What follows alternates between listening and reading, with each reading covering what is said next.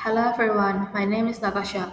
Today I am going to present my film analysis of The Lorax.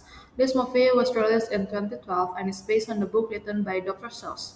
Besides being entertaining, the film delivers a strong environmental message about protecting nature and using resources responsibly. In this presentation, I will discuss the story structure, environmental issues, advantages and disadvantages of the movie, possible solutions, and my personal reflection. First, let me introduce the movie. The Lorax is an animated family film that focuses on environmental protection and sustainability. The story follows a young boy named Ted, who lives in a city called Threadfield, where no real tree exists. Ted wants to impress a girl named Audrey, whose dream is to see a real tree. The, to find one, Ted visits the Onceler, a mysterious man who knows the history of missing trees. The main characters are Ted, Audrey, the Wansler, and the Lorax, who serves as the guardian of the nature.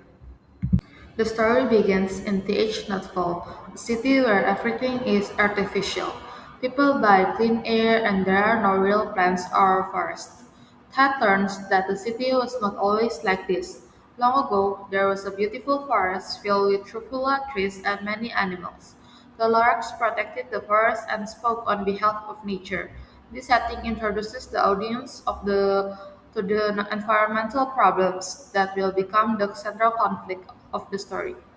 The rising action starts when the one store discovers that the soft tufts of truffula trees can be used to make a product called a TH knit. At first, he only cuts down a few trees. However, demand for the product grows rapidly, and his business becomes highly successful. To increase production and profit, he cuts down more and more trees. The Lorax repeatedly warns him that these actions will damage the environment. Unfortunately, the one store ignores these warnings. As a result, pollution increases, rivers become contaminated, and animals lose their homes and food sources. The conflict between economic profit and environmental protection becomes increasingly serious. The climax occurs where the last Dracula tree is cut down. At that moment, the entire ecosystem collapses. The forest disappears and all the animals are forced to leave. The one student finally realizes that his greed and irresponsible decisions have caused irreversible damage. The Lorax leaves behind a message and disappears, symbolizing the loss of nature caused by human actions. This is the most dramatic moment in the story because it shows the consequences of ignoring environmental responsibility. After realizing his mistakes, the Chancellor spends many years regretting what happened.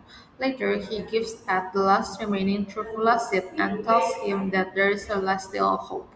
Ted decides to plant the seed despite resistance from O'Hare, a businessman who profits from selling bottled air. Eventually, the citizens support Ted's efforts and the possibility of restoring nature becomes real. The story ends on a hopeful note, showing that positive change is possible when people take actions. The main environmental issue in the movie is deforestation. The one store cuts down large numbers of truffula trees without considering long-term consequences. Another issue is pollution.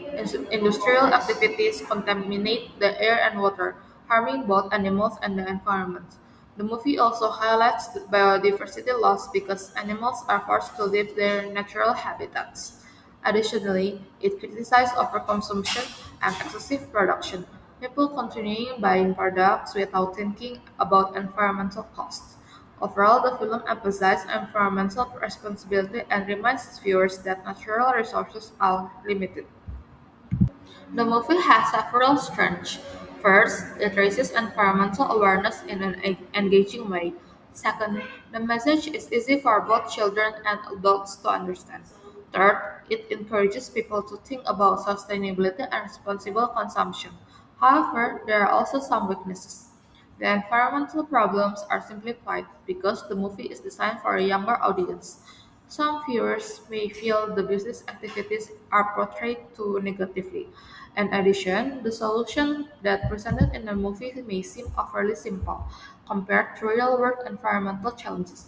Even so, I believe the educational value of the movie outweighs these limitations. To address environmental problems, governments should strengthen environmental regulations and protect forests. Businesses should adopt sustainable production methods and reduce pollution.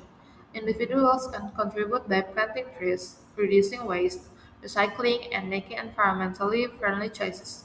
In my opinion, the Lorax successfully demonstrates the economic growth should not come at the expense of nature.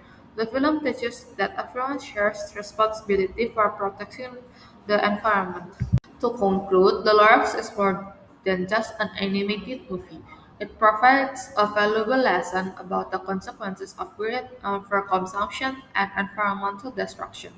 The story reminds us that natural resources are not unlimited and that protecting nature requires actions from government, businesses, and individuals. My main takeaway from this movie is that even small actions can make a big difference. As the movie says, unless someone like you cares a whole awful lot, nothing is going to get better. It's not. That's it. Thank you for listening.